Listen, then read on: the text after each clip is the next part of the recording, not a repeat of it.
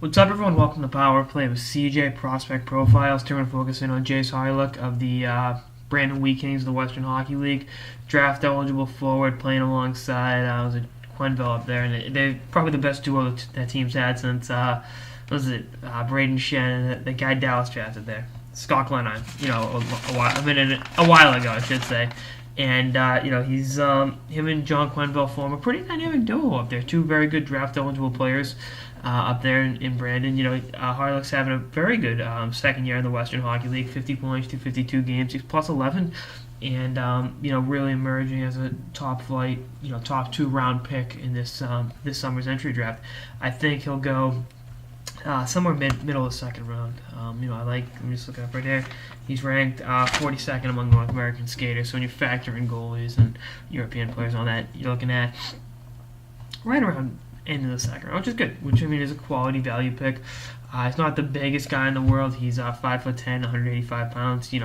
Forward to see him, put on a little bulk, and for an 18-year-old kid, he'll still got some growing to do. And this is a kid that's put up pretty good offensive numbers everywhere he played, going back with the Russell Rams in his Bantam program.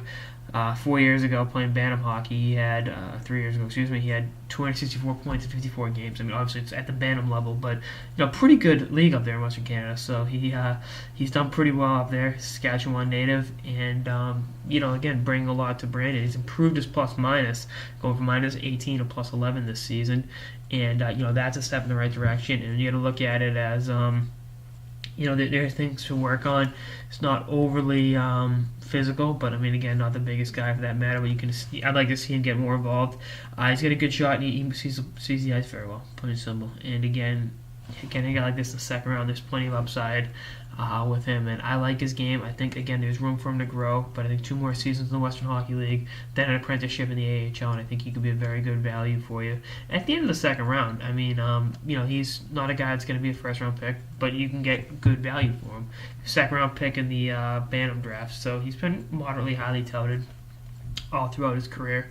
And has been a pretty good player with Brandon. I like what he's doing this season. Obviously, there's again room to improve, but that'll come with time. And I'm really impressed by how much he's improved his plus minus. The team's playing a little better this year than it was last year, and I think his improvement is reflected. I think the two of them there's a correlation there. And he's a guy who's obviously improved his points. He had 43 points in 61 games last year, and has already surpassed that in 9 less games. So he's going to continue to develop, and again, 2 more years in the Western League, and then an apprenticeship in the AHL, and you'll see where he's at. But for a pick in somewhere in the second round, probably later in the second round, would be definitely a very good, very quality value pick.